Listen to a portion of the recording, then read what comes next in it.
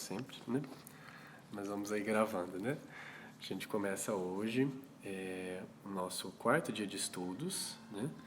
E justamente o momento que a gente vai passar hoje é sobre a parábola dos talentos. Lembrando que em todos esses dias, nessa semana 3, a gente trabalha um estudo, né? Um momento de vivência simples de Cristo e o coronavírus. Então, que relações Cristo, né, Jesus e todos os ensinamentos que a gente tem podem ser aproveitados para esse tempo de crise e transformação que a gente tem, né? E a gente sempre considera esse momento muito atual, né, para o ensinamento muito atual para o momento, porque a parábola dos talentos também, né, até que a gente tem uma variação, mas enfim, ela é conhecida muito como essa parábola dos talentos, ela tem muito a dizer sobre o que a gente faz com a nossa vivência a partir de agora, né? Então a gente sempre tem uma escolha e essa parábola fala muito sobre isso. Vamos começar lendo então? Bom, aqui a gente já tratou um pouquinho nos outros dias, né, para quem acompanha, que justamente nós temos essa parte, né, tanto da parábola dos talentos no livro de Mateus quanto no de Lucas, né? E aí a gente basicamente trabalha aqui, a gente vai ler hoje a de Mateus, que eu tenho um pouquinho mais de familiaridade, até de vivência, que acho que é mais legal pelo tempo, até pelo proveito, por ser mais direto, porque a gente precisa, né? Mateus, no seu jeito de escrita, era um homem muito simples, né? Lucas era um doutor, ele privilegiou a vivência e a descrição mais minuciosa dos casos, né? Quase antropológica, a seu tempo. Mateus, por outro lado, já fez uma escrita muito mais simples e direta, né? Vivencial mesmo com o Cristo, né? Então vamos pegar essa parte do livro de Mateus e analisar. Então vamos lá. E Jesus continuou: O reino dos céus será como um homem que ia fazer uma viagem. Ele chamou os seus empregados e os pôs para tomarem conta da sua propriedade. E lhes deu dinheiro de acordo com a capacidade de cada um. Ao primeiro deu 500 moedas de ouro, ao segundo 200 e ao terceiro 100. E então foi viajar. O empregado que tinha recebido 500 moedas saiu logo, fez negócios com o dinheiro e conseguiu outras 500. Do mesmo modo, o que havia recebido 200 moedas conseguiu outras 200. Mas o que tinha recebido 100 moedas saiu, fez um buraco na terra e escondeu o dinheiro do patrão. Depois de muito tempo, o patrão voltou e fez um acerto de contas com todos eles. O empregado que havia recebido 500 moedas chegou e entregou mais 500, dizendo: O senhor me deu 500 moedas. Veja, aqui estão mais 500 que eu consegui ganhar. Muito bem, empregado bom e fiel, disse o patrão. Você foi fiel negociando com pouco dinheiro e por isso vou pôr você para negociar com muito. Venha aqui então festejar comigo. E então o empregado que havia recebido 200 moedas chegou e lhe disse: O senhor me deu 200 moedas. Aqui, veja, estão mais 200 que eu consegui ganhar. Muito bem, empregado bom e fiel, disse o patrão. Você foi fiel com pouco dinheiro e por isso vou pôr você também para negociar com muito. Venha festejar comigo. Aí, o empregado que havia recebido 100 moedas chegou e disse: Eu sei que o senhor é um homem duro, que colhe onde não plantou e junta onde não semeou. Fiquei com medo e por isso escondi o seu dinheiro na terra. Veja, aqui está o seu dinheiro. Empregado mau e preguiçoso, disse o patrão. Você sabia que colho onde não plantei e junto onde não semeei. Por isso, você devia ter depositado meu dinheiro no banco, e quando eu voltasse, o receberia com juros. Depois virou-se para os outros empregados e disse: Tirem dele o dinheiro e deem a quem tem 1000 moedas. Porque aquele que tem muito receberá mais, e assim terá mais ainda. Mas quem não tem, até o pouco que tem será tirado dele. E joguem fora na escuridão o empregado inútil. Aí ele vai chorar e ranger os dentes de desespero. O que a gente tem por essa parábola? Alguma ideia? Bom, isso aqui é a clássica lei da abundância, né? É a maior lei que a gente pode ter. é uma bênção que a gente ainda hoje luta nos tempos modernos para assimilar, né? A gente foi colocado numa cultura, né, que já vem passando de gerações, uma cultura de escassez. Ah, tudo é escasso, tudo acaba, tudo é pouco, nada é suficiente, e a gente mentaliza isso. O que Jesus coloca dessa lei, aliás, as terapias holísticas, vamos dizer assim, os conhecimentos e estudos mais sobre a realidade espiritual e, enfim, ela perpassa todo esse plano material, né? Basicamente é uma lei contrária do que a gente tem, né? A gente é ensinado que quanto mais eu dou, menos eu tenho. Mas na verdade a lei é o contrário, é quanto mais eu dou, mais eu recebo. É o dar e receber, né? E Jesus fala exatamente isso nessa lei da abundância. Veja, olha quantas coisas interessantes que a gente tem para o nosso tempo de coronavírus, né? Eu posso pegar o meu tempo em casa e gastar todo o meu tempo com medo de ranger de dentes, né? Mas eu posso também pegar esse tempo e aproveitar as situações do jeito que eu tenho oportunidade e investir em mim, nos outros, quem estão ao meu redor, quem está ao meu redor, né? Aqueles que estão no mundo. Então, assim, eu posso fazer uma série de investimentos, posso ajudar quem precisa, posso multiplicar as capacidades que eu tenho. Tenho pouca, estou em casa, não tenho condição, a gente sempre tem condição de fazer uma coisa. Seja um bordado, seja uma arte, uma cozinha, um item, uma delicadeza, uma mensagem de afeto, uma pergunta, oi, tá tudo bem? Isso é multiplicar. Para quem está do lado, se importar com ele de fato, além do proforma, né, daquele só formalidade, aí, tudo bem? Não, realmente se preocupar, como é que você está aí? Uma conversa boa, elevada, né, no sentido assim de vai ficar tudo bem, mas às vezes uma conversa tranquilizadora, porque tem muita gente, todos nós em algum momento nesse tempo de coronavírus temos algum viés de desespero, né? Então, aquele papo tranquilizador mesmo, uma fala de projetos. Então, todo esse tempo de crise, de aparente desgraça, né? Por que não falar de um projeto para o futuro? O que você vai fazer quando isso tudo acabar? Não, eu queria fazer uma viagem, não, eu quero investir. Poxa, eu sempre tive um momento, assim, uma vontade de ter meu negócio próprio, mas vai lá e faça. Tem tantas coisas hoje em aplicativos de aprendizado, com cursos de administração, milhares de gestão de negócios, de pequenos negócios, grátis, por vários dias. Por que não pegar 15 dias e estudar isso com afinco, os 15 dias de graça? Acho que é o Educa, né? EDUK. Tem assim milhares de aulas e disciplinas para você estudar grátis, acho que por uma semana ou 15 dias. Por que não pegar esses 15 dias e montar um plano de negócio do seu sonho? Eu não sei, estuda, vai fazer. Essa é a parábola dos talentos. Deus te deu cognição, Deus deu para todos nós essa capacidade. Deus deu a capacidade, né, o Criador, de a gente ter um aprendizado infinito. Uma capacidade de resiliência. O que é isso? Basicamente, não importa as dificuldades, mas eu vou me sair bem disso. Vai conseguir, a gente vai resolver, nossa vida é eterna. A gente sempre consegue. Então, por que não aproveitar esses dons e investi-los de um momento próprio, né? E mais ainda, a mentalidade da abundância, né? Quando a gente fala que Jesus coloca justamente, porque parece um pouco ilógico a princípio, né? Ah, quem recebeu 500 moedas ficou com 1.000. Tira do que tinha 100 e teve medo e dê logo ao que tem 1.000. Você fala assim, ué, mas Jesus está defendendo a desigualdade? Não tem nada a ver isso. Na verdade, o que ele quer dizer? E ele fala isso. Pois quem tem muito terá mais ainda. E quem não tem nada, cada vez menos terá, porque tudo lhe será tirado.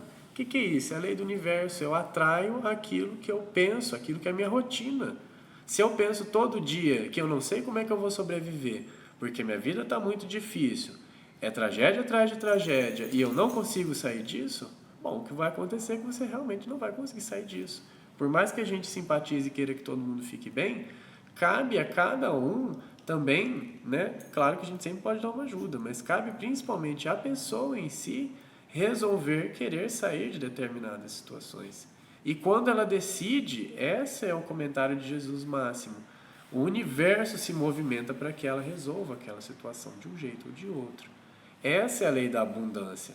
Se eu realmente acredito dentro de mim, para além do discurso, né? Se eu realmente acredito que vai dar tudo certo, que eu estou cercado de pessoas boas e que tudo conforme eu preciso Deus me dá e muito mais, ou seja, a criação se movimenta para me ajudar, É uma mudança de visão? Proponho que vocês façam isso, façam um teste, acreditem nisso só para testar. E você vai ver como as escassezes, né, que a gente tem simplesmente se resolvem num passe de mágica. Não precisa de charlatanismo, de outros cursos, basta uma questão de crença simples. Se eu acredito que vai melhorar, vai melhorar. Se eu acredito que vai ficar ruim, que tudo vai piorar, que as coisas vão minguar cada vez mais, é só o que eu vou ver e é só o que virá. Porque a gente constrói a realidade, a gente chama, na verdade a gente tem a impressão, né, olhando sobre essa nossa vivência, que tudo é muito concreto e imutável, mas na verdade a nossa realidade, tanto a material quanto a espiritual do plano maior, ela é ideoplástica. Justamente ela é sensível às nossas ideias. Então, se literalmente eu penso alguma coisa repetidamente com força e disciplina, a realidade vai se moldando às minhas ideias. Então, se eu penso com firmeza que tudo vai dar certo, eu vou conseguir resolver meus problemas e aquelas questões que são difíceis para mim vão se resolver, né, Arthur? Tudo bem? Vai ter que se resolver. E isso eu sempre passei para todo mundo que a gente tem a oportunidade, o privilégio de trabalhar e estudar com, que aquilo que a gente pensa se torna realidade, porque a gente atrai. Então a parábola dos talentos, ela traz muito isso dentro de mim. Jesus passa essa mensagem direta, tipo, olha galera, se vocês querem que a realidade ao seu redor melhore, então comece por você. Comece pensando que você vai fazer a diferença, que vai mudar e vai melhorar aquilo. E adivinha só, você vai conseguir. Que é justamente isso, aqueles empregados que tinham mais e acreditaram no seu potencial e confiavam no dono do negócio que emprestou dinheiro para eles conseguiram ter sucesso e aumentaram. No caso, é sempre essa parte bíblica, a alusão, né? O dobro, né? Dobraram aquilo que eles tinham, ou seja, se eles já tinham muito, eles dobraram aquilo. E é justamente isso. Essa é a magia do universo, de tudo como é criado ao nosso redor. A gente tem essa capacidade das nossas ideias modificarem tudo que está ao nosso redor, para o bem ou não, né? Aí é uma questão de escolha. Se eu quero que tudo se acrescente, cresça, floresça, então eu tenho que começar pensando nisso, né? Então eu tenho que começar defendendo isso.